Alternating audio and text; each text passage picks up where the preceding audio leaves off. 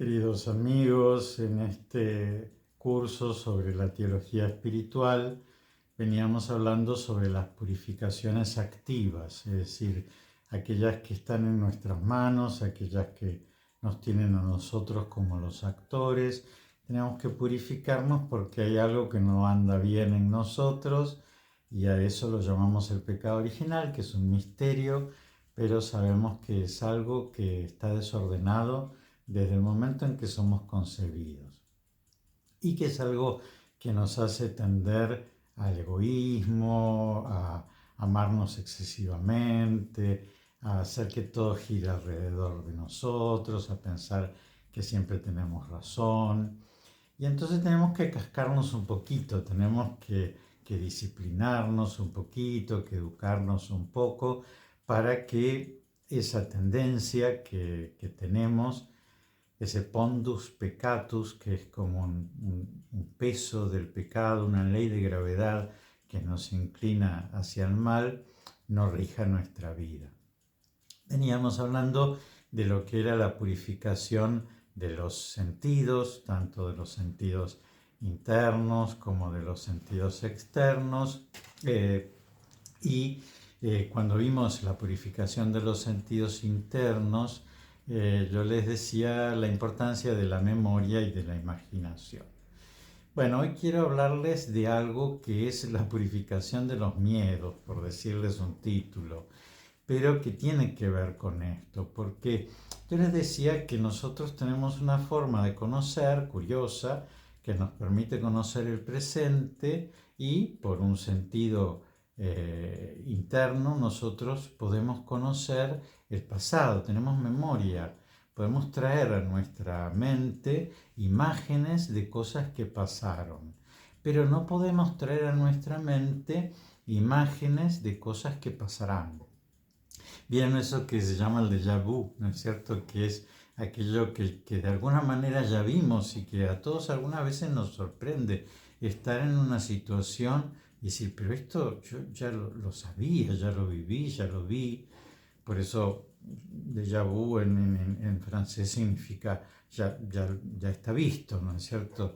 Es así, es algo que nos sorprende, pero lamentablemente no lo predecimos, sino que en el momento en que nos pasa, sabemos que de alguna manera conocíamos ese futuro y sin embargo no lo conocíamos porque no podíamos predecirlo. Es decir, que Dios ha permitido que nosotros tengamos un conocimiento pleno del momento presente, un conocimiento bastante extraordinario del pasado, porque la memoria, sobre todo algunas memorias, ¿no es cierto?, son prodigiosas. Y les contaba en el anterior video la necesidad que tenemos de purificarlas para poder perdonar, por ejemplo, y por otra parte para poder agradecer, para recordar todas las cosas buenas que nos han pasado y por otra parte para sacar experiencia del pasado y saber cómo actuar en el presente y cómo proyectar en el futuro. Pero no conocemos nosotros ese futuro. No tenemos imágenes que podemos anticipar, ¿no es cierto?, de cómo nos va a ir. Y quisiéramos tenerlas porque nos iría mucho mejor, ¿no es cierto?, si supiéramos que si nos casamos con esta señora nos va a ir pésimo, o si tomamos este trabajo nos vamos a fundir, bueno, entonces no lo haríamos. Es decir, que evidentemente Dios quiere que nuestra atención esté puesta en el presente y en el pasado, pero que nuestra atención no esté puesta en el futuro, porque si fuera así, entonces nosotros tendríamos una forma de conocer, de predecir el futuro que no tenemos. Entonces, ¿qué pasa? Bueno, el hombre que le gusta todo lo prohibido, en vez de recordar lo bueno que le pasó y de olvidar lo malo que le pasó, en vez de purificar, ¿no es cierto?, la imaginación y la memoria, lo que hace es utilizar su imaginación, su capacidad de crear, que es muy positiva, para sospechar un futuro, y ese futuro pensar que va a ser tal cual lo está sospechando, pero nosotros ya somos grandes y sabemos que muchas cosas que pensamos en sus momentos que nos iban a pasar, después no nos pasaron. Entonces, eso que les digo, el futuro, es algo que nosotros tenemos que dejar a Dios.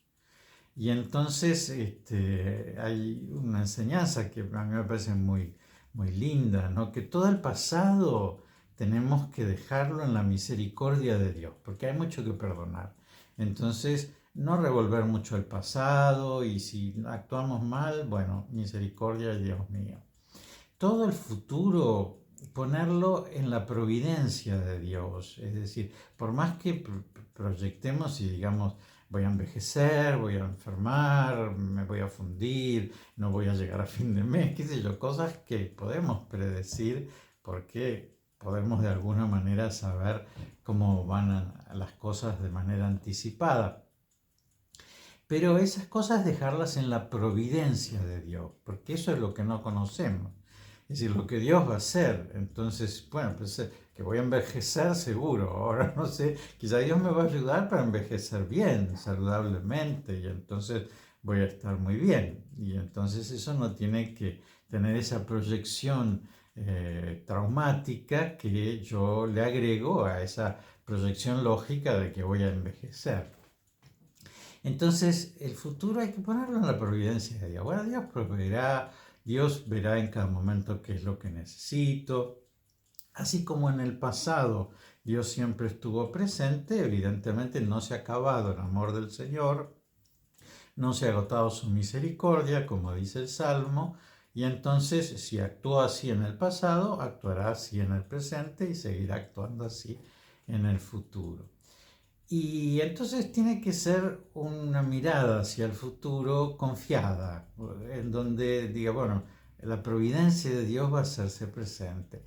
Y lo que es realmente nuestro, a lo que le tenemos que prestar atención, es al presente. A mí me pasa mucho cuando confieso, ¿no? Que viene una persona y dice, uy, yo con mis padres fui muy malo porque la verdad ellos fueron tan buenos y yo no estuve al lado de ellos y no los atendí.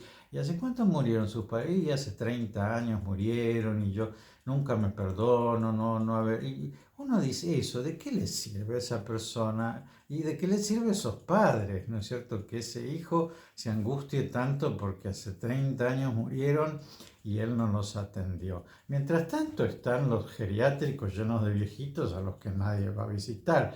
Entonces digo, si él mira el presente, seguro que puede hacer algo por esos viejitos. Eso mismo que no hizo por sus padres, bueno, que si mira el presente, lo va a hacer por los viejitos. Y que no vaya tan lejos a un geriátrico. Seguro que eso que no hizo por sus padres, puede hacerlo por su esposa, puede hacerlo por su mucama, puede hacerlo por su jefe en el trabajo, puede hacerlo por una persona que camina en la calle por él, puede hacerlo por sus hijos. Es decir, que también anclarnos mucho en el pasado no hace bien, porque ¿qué podemos cambiarlo? ¿No es cierto? El pasado es algo que ya está hecho y como decimos, lo pasado pisado. ¿No es cierto? Bueno, puesto en la misericordia de Dios, no pisado sería exactamente. Y el futuro, ya les digo, no anticipado y con esa sospecha que nos anticipa algo que puede ser malo, sino confiado, ¿no es cierto? Confiado. El futuro está en manos de la providencia de Dios que nos va a seguir acompañando. Bueno, dentro de esto, ¿qué es el miedo? Ustedes saben que la tristeza es la pasión, es decir, aquello que padece el hombre frente a el mal presente. Entonces, se me murió mi hijo y yo estoy triste. Y es lógico, ¿no es cierto? No es ni buena ni mala. La tristeza es la respuesta frente a un mal presente. No vamos a estar bailando si se nos murió un hijo. Tenemos que estar tristes. Es lógico que lo que padezcamos sea la tristeza. En cambio, así como la tristeza es la pasión frente al mal presente, el miedo es la pasión frente al mal futuro. Es decir, puede morirse mi hijo y entonces tengo miedo de que muera, ¿no es cierto? es una proyección de algo que no está pasando, sino que puede pasar. Entonces, los miedos también son positivos, en el sentido de que yo tengo miedo de salir por la ventana y caminar por las cornisas porque tengo miedo de caerme. Y gracias a eso no me caigo, porque seguramente que si yo me pongo a correr por las cornisas me voy a caer. Entonces, el miedo es algo que nos previene de cosas malas que nos podrían suceder, ¿no? Y entonces, bueno, tengo miedo de quedarme sin plata porque me gasté todos los 5 primeros días del mes. Bueno, entonces el miedo a quedarme sin plata me va a hacer, más lo que cobro, lo divido, ¿no es cierto?, por 4 y eso es lo que puedo usar en la primera semana, en la segunda semana, en la tercera semana, en la cuarta semana, ¿no? Y entonces los miedos en realidad en sí no son malos, pero ¿qué pasa? Eh, el miedo muchas veces nos paraliza injustificadamente, porque, como les decía, la tristeza es la pasión frente al mal presente. Entonces el mal presente es real, se murió mi hijo. Pero el miedo frente a que se puede morir mi hijo es algo futuro que no pasó y entonces, bueno, se puede morir mi hijo, me puedo morir yo, se me puede caer este techo, puedo quedar en la calle, puedo tener una enfermedad terrorífica, puedo pelearme con todas las personas, puede haber guerra, puede explotar esta casa. Es decir, como el mal es futuro, los males futuros son infinitos porque todas las cosas que lo que llamamos los futuribles, ¿no?, que se decían los futuros posibles, bueno, futuros posibles hay muchos, historias que pueden devenir, hay muchas, ¿no? Entonces mañana me puedo quedar ciego, me puedo quedar sordo, me puedo quedar paralítico. Si empiezo a pensar los futuros posibles, son muchos, muchos. Y muchas veces ese futuro posible depende un poquito de si uno es optimista o es pesimista, pero si uno no es optimista, entonces proyecta futuros posibles negativos, ¿no? Entonces me voy a enfermar, no, voy a estar saludable, ¿no es cierto? Me voy a quedar ciego y no, voy a mantener la vista y voy a ver muy bien, ¿no? Entonces, una parte por uno, por su propio pesimismo, otra parte también quizás por una cierta prudencia, ¿no es cierto? De ver que las cosas no van bien en un país, que no van bien en una cultura, que no van bien en una persona, que no van bien en un organismo, en una salud, ¿no es cierto? Y entonces darse cuenta de que la proyección puede ser mala. Pero también les digo, el miedo es el mejor artificio que tiene el demonio para volvernos locos, porque él sabe, ¿no es cierto?, que nosotros no conocemos el futuro, sabe también todas estas sombras que tenemos nosotros, y entonces él nos sopla, ¿no? Nos sopla cositas al oído, nos produce imágenes que nos paralizan para que nosotros en ese mundo que no conocemos pensemos que nos va a ir muy mal y pensemos que Dios no va a estar, que Dios no va a hacer nada, que Dios no va a aparecer, no va a actuar, no nos va a dar las gracias necesarias para... Y eso es lo que el demonio quiere, ¿no es cierto? Que nosotros pensemos que nosotros vamos a entrar solitos en el futuro, pero nunca entramos solitos en ninguna parte, ni en el pasado, ni en el presente, ni en el futuro. Siempre, siempre, siempre a lo largo de nuestra historia ha estado Dios y por eso esto que les decía de la memoria agradecida, ¿no?, que hace el pueblo de Israel, que es decir, nos sacó de Egipto, nos alimentó en el desierto, venció a nuestros enemigos. Y eso, esa memoria agradecida les hacía pensar, bueno, hoy también nos acompaña y mañana va a seguir acompañándonos.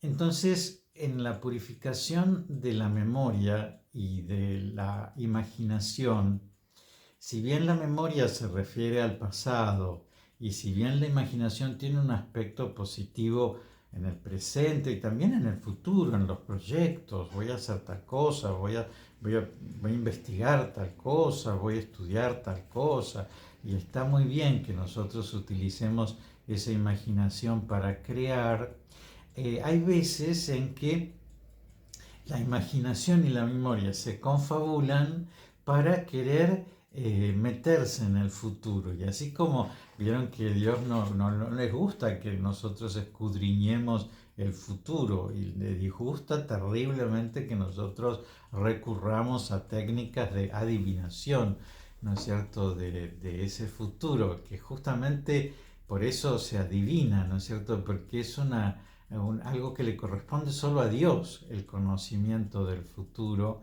y entonces le estamos sacando, ¿no es cierto?, algo que es suyo y que está bien que sea suyo, porque Él nos está conduciendo en la historia y nosotros nos tenemos que dejar conducir por Él. Y entonces muchas veces esa memoria que no es agradecida y esa imaginación que está un poquito alocada y esa acción del demonio que nos sopla cosas feas y esa característica que podemos tener de ser un poquito pesimistas y esa idea que muchas veces tenemos de que nosotros somos Dios y entonces que Dios no está y nosotros tenemos que responder a nuestras situaciones, entonces se confabula para que nosotros vivamos tejiendo miedos. Y ustedes lo han visto en la historia de ustedes, como yo lo veo en la mía, o como lo ven en algunas personas, ¿no? Aterradas por miedos, por cosas que no pasaron, pero si salgo a la calle me va a pisar un auto. Piensen el tema este del coronavirus, ¿no? Y también cómo nos han manipulado en los miedos de no hagas esto, no hagas el otro, tener cuidado con tal cosa, y mientras tanto la vida pasaba, y mientras tanto personas morían, y mientras tanto nosotros no hacíamos cosas, y bueno, evidentemente si nosotros hubiéramos entrado con más confianza en Dios, posiblemente nos hubiera ido mucho mejor. Y bueno, de eso saquemos nuestra enseñanza. Tenemos que cuidar, tenemos que purificar activamente nuestra memoria y nuestra imaginación para que no proyecte sobre el futuro miedos, más que aquellos que corresponden, ¿no es cierto? Entonces sí, está bien, tengo miedo si gasto de más a no llegar a fin de mes, tengo miedo si fumo que esto me haga mal a la salud. Entonces el miedo tiene una función positiva, pero después hay miedos que tienen por única función el paralizarnos, el no permitirnos tantas cosas que, miren, si nosotros hacemos un examen de conciencia, ¿por qué no hicimos tal cosa? ¿Por qué no ayudamos a tal persona? ¿Por qué no fuimos a tal lugar? ¿Por qué no dijimos tal cosa a tiempo? Y pensamos cuál fue la razón. Fue el miedo lo que no nos permitió hacer eso que debimos hacer. Por eso, muy importante, en esta purificación de la que les hablo, es la purificación de los miedos.